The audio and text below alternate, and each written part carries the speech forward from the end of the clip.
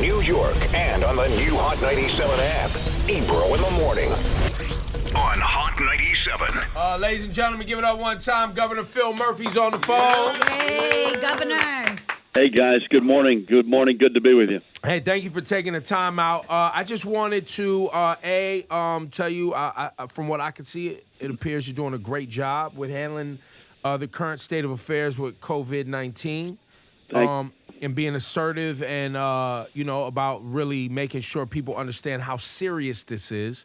And I wanted to get, before we get into the details, I wanted to get a grade from you and any feedback you may have on how the state of New Jersey and its residents have responded to the new regulations and rules. Listen, I'm not sure what the grade is, but we're a work in progress. So we started talking about this in January. I formed a whole of government task force, I think, on February 2nd. I think that's the day of the Super Bowl. Wait, wow, really?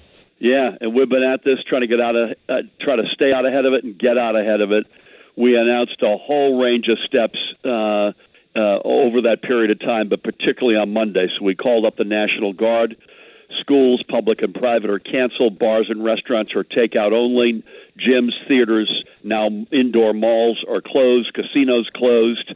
Non-essential travel banned between 8 p.m.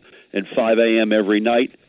What we're still looking at, honestly, is the behavior side of it. So you asked how are we doing. I think it's a work in progress, and we're doing everything we can. Okay. But what I have been emphasizing is there's sort of three types of people: folks who are anxious, and who could blame them, and we're doing everything we can to be straight with them and to make sure they have the facts, and hopefully by doing these tough steps preemptively, we can flatten that curve and the social distancing will work. But there have been two other types of people, and I think these groups are shrinking, thank God, but they have to go to zero. There's one group that still doesn't believe in this. Okay. And they've got to believe. They've got to trust us. And I've said in New Jersey, listen, if we're wrong, it's on me personally. So just trust me. This is real. And then I think more importantly, and this is really, Ebro, young people mostly, folks who kind of have not cared. I think, again, this is getting better, but a young person looks at the statistics, they look at the likelihood that they're going to get sick, and they're sort of cavalier about it. Right. And the fact of the matter is, A, they could get sick, but more likely they'll sit with grandma or grandpa or a teacher or coach or aunt or uncle, and they will be carrying the virus and potentially passing it on. So I'd give us an incomplete on adherence to the steps we're taking, but we've got no choice. If we don't crack the back of this curve now, we will pay an enormous price down the road, and that informs all of the tough steps we've taken. All right, so with that, last night was the first night that people needed to voluntarily be off the roads by 8 o'clock, I think I read. It wasn't an official curfew. Technically Monday night, but correct. It's a strong recommendation, not a curfew. If you're non-essential, stay off the roads between 8 p.m. and 5 a.m. And how would and from what you can have heard and seen, how has that gone? Traffic was very, very light. It's anecdotal. I'm actually going to be with the state police colonel, superintendent who runs our state police and does a brilliant job to do sort of a postmortem. He and his guys were sort of on a spot check mission last night. The bars are closed. The restaurants are closed. If I had to be concerned right now, I would be concerned about folks throwing parties in their home.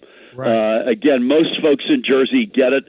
Huge hearts. It's Jersey after all. We're going to get through this. I know that. But the question is how fast, what damage will we incur getting through it? So I've got anecdotal evidence that it's beginning to work, but we have to have 100% compliance. That's right. Well, look, Governor, any other information you think is useful for people on this morning? Because we're only day 3 into this, right, Laura Stiles? That's right. Yeah, listen, you guys have been great, and I don't say that lightly. Ebro has been reaching out, and you guys have just been awesome. I guess the what I always repeat are a couple of things. If you're in Jersey and you've got any questions, 1-800-222-1222. That's 1-800-222-1222, or website nj.gov/health. And the other stuff, folks, is to repeat the basics. Wash your hands with soap. I know that you've heard that 1,000 times, but that's the real deal.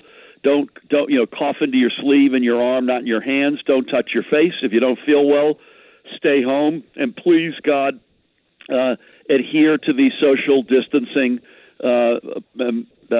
steps that we put forward. Stay 6 feet apart. Even if you're adhering to all the above, stay 6 feet apart from anybody else. Go with us on this mission. It'll be a matter of weeks, I would bet, at least, but it will have been worth it because we will get through this and come out the other side. Thank you, Governor Phil Murphy, one time, man. Thank and you, I'll be in Governor. touch in the next couple days. Okay, I'll be on with you anytime you want. Thank you for your time today, Gov. Thanks, Ebro. Thanks, everybody.